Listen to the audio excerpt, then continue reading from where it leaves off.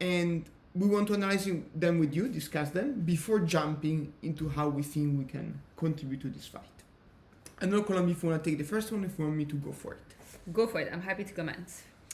Okay, so the first piece of news that we've covered is the Just Stop Oil attacks. So for those of you that are not familiar with the topic, you might have seen pictures of activists spraying paint on paintings, or tomato soup on paintings, for example, in National Gallery of London, or doing the same in front of big institutions across London again, and also other cities on the planet. These people are especially dressed in orange. And these are Just Stop Oil activists. They're basically demanding very clearly to stop oil production and oil usage to avert the climate crisis. They come, I think, they follow the example that Greenpeace have used for many years of activism and direct action to attract attention on certain topics, and more recently Extinction Rebellion, that last year and the year before blocked, again, London very often with their actions. And there have been a lot of controversies because even people that are friendly to the climate battle are saying, yeah, but you should not put at risk art, or you should not ruin people's daily routine and life with your action. These are not the right target. You should be targeting, I don't know, politicians or oil companies, those in charge. However, from a personal point of view, I think that what they've done is extremely effective. In a week of action, basically half of the planet was reminded about the climate action, about the inaction of the government, and felt very strong positive and negative emotion toward this topic. There was very often forgotten because of other crises like the Ukraine and Russia war, or other things that came happening in 2022. So regardless of what you think, these actions are very effective to bring attention to a topic. And the climate is one of those topics that require a lot of attention to bring about action. Yeah, I think there's two things to mention here. So we're talking about the climate crisis, right? The climate crisis is literally putting our very existence into doubt and is already impacting millions of people across the world that are having to migrate because of food insecurity, because of unsafe environments. We have floodings happening in Nigeria after Pakistan, where so much of the country was underwater. We've seen it all across the world. We have wildfires in Australia and everywhere across the world again. The climate crisis is not something far in the future. It's happening today, it's happening strong, and it's destroying lives every single day. Andrea and I are based in London, and we feel it much less than in other places. We're extremely lucky. However, many other places are paying the price for the lack of climate action and actually the pollution of very rich countries towards the rest of the world. And rich countries are not paying up for this. So that's just to put it in context. Like, it's already happening, and if we continue this way, we have no hope. And we're going to talk about the UN report you brought to this discussion later, but we'll have no hope whatsoever. Zero. From this moment on, for me, most actions to force governments, companies, and so on to take actions are legitimate. Obviously, in an ideal world where everyone is happy, there's no climate crisis, there's no poverty, and so on and so forth, don't destroy art, obviously. Of course. Also, it's no longer the most imaginative type of protest. It's been done before, we've heard it, and so on. So obviously, I agree, like, ideally, you don't destroy art, we can all keep on going to museums, but guess what? If we don't take action, there won't be any more museums to go to because we'll all be dead. So I think it's kind of putting stuff into context, and I don't mean to be extreme, but it's like climate change, destroying our environment, destroying our life, paintings. And right? also, and before other people tell me, yeah, but there's other ways of doing it, okay, but it's not working, right? Like, nothing is working. We're not having enough climate action whatsoever. Politicians are not acting, companies are not acting. I'd love to add to your list gas companies that are making record profits when we're all going under because of the rise of energy costs and inflation, and while they're destroying the environment. Whatever is happening today does not work.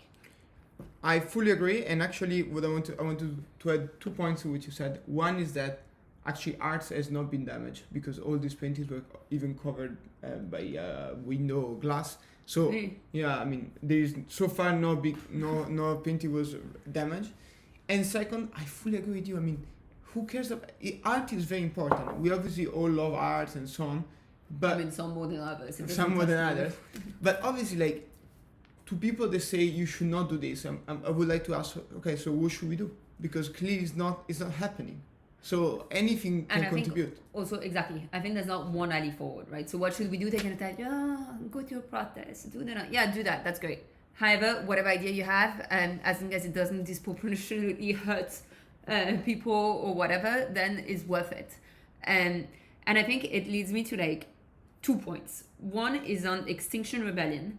So I remember, I think it was at the beginning of the pandemic, I read an article and like it was a survey in the UK of what people thought of Extinction Rebellion. And Extinction Rebellion, XR, is a not-for-profit organization made of rebels that basically do actions that are often extremely annoying in the sense that it disrupts your daily life to raise awareness about the climate crisis. And in this survey, by the way, I love XR, I think they're great. In this survey, I'm just mentioning it because what I'm going to say is not positive. In this survey, it found out that most people hated them. They came out as like the most hated organization in the UK, etc. But then when the same people were asked, have you views about the climate crisis evolved because of Extinction Rebellion? All of them said yes and said it was more urgent. So like, you don't have to like it as long as it works, right? Like that's the main thing. And the second thing is, and this goes to all fake progressives that are saying, oh, don't destroy art. Which I've seen so many of those on Instagram, it pisses me off. And for me, this is a way often of shifting the narrative away from the actual topic. So talking about art, instead of talking about the climate crisis, is a way of shifting the narrative away. And let me just make a few parallels. When you have the Me Too movement, for example, I also love the Me Too movement. I'm part of the Me Too movement, just as I'm giving shout outs. When you have the Me Too movement taking action against people that have been in situations of impunity after sexual harassment, sexual abuse, etc., we focus, instead of the systematic issue with violence against women, sexual violence, sexual harassment, the fact that we enable it, instead of focusing on this and on the individuals responsible and on what is going to happen, we focus on the fact that we are a mob, we're dangerous, we're gonna make all men fall, and we try to find this one tiny example where people have ever gone too far. By the way, until we have equality, we don't go too far. And until we have an end to violence, we don't go too far. But where people consider that we've either gone too far or didn't say it the right way or didn't use the right methodology and didn't wait for justice to do its course before saying on social media, on a public platform, that people are guilty. Yeah.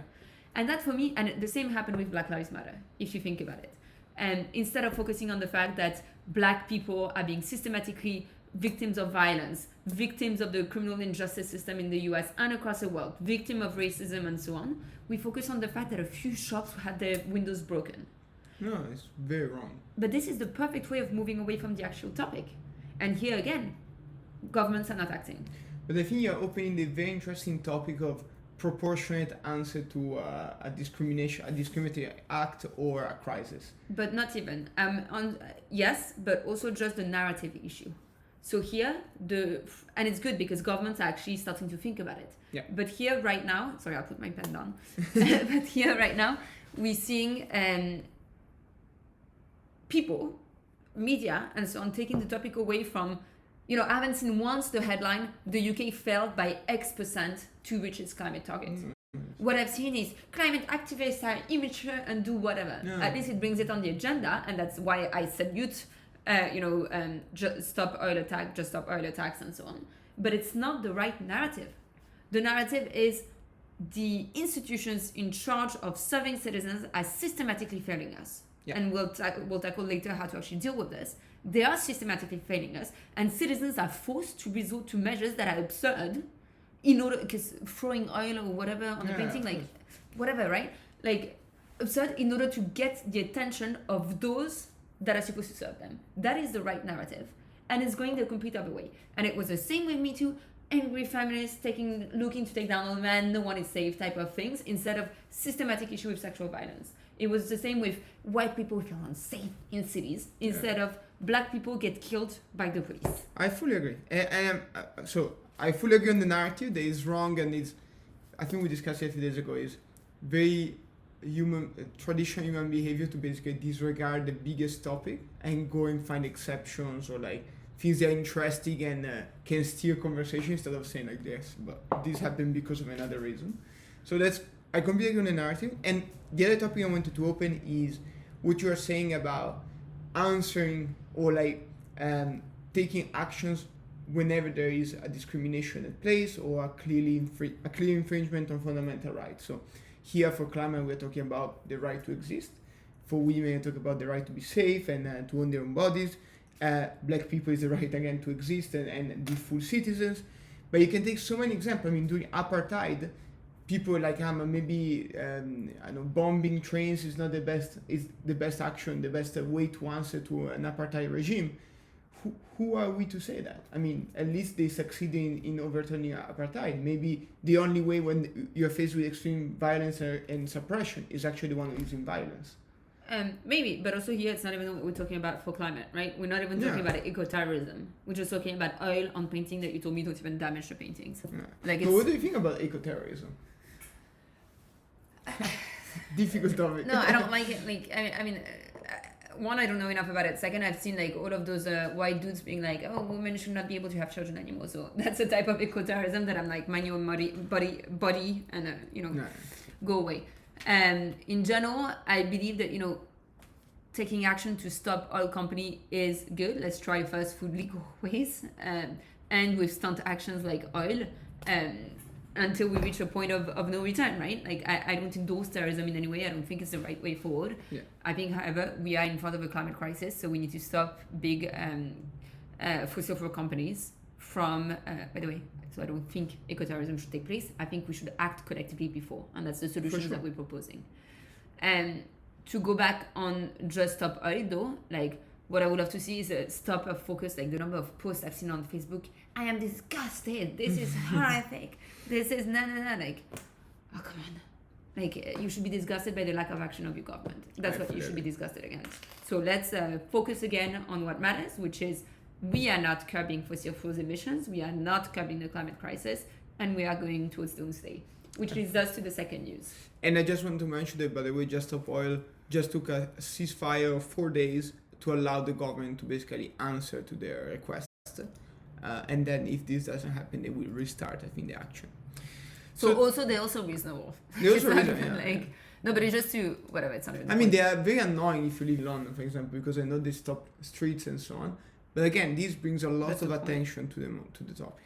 Like, if you have to organize protests for topics, it means that it's not being dealt with. People are like, oh, but you can go out and be all nice. Yeah, we do, but it doesn't, and we do. But a protest by definition is loud, it's annoying, and it's aimed at bringing attention. You don't bring attention by laying a few flowers on the side of the road. You bring attention by making a mess. Like, I remember when we were protesting for Hong Kong, and there were people saying, yeah, but Hong Kongers have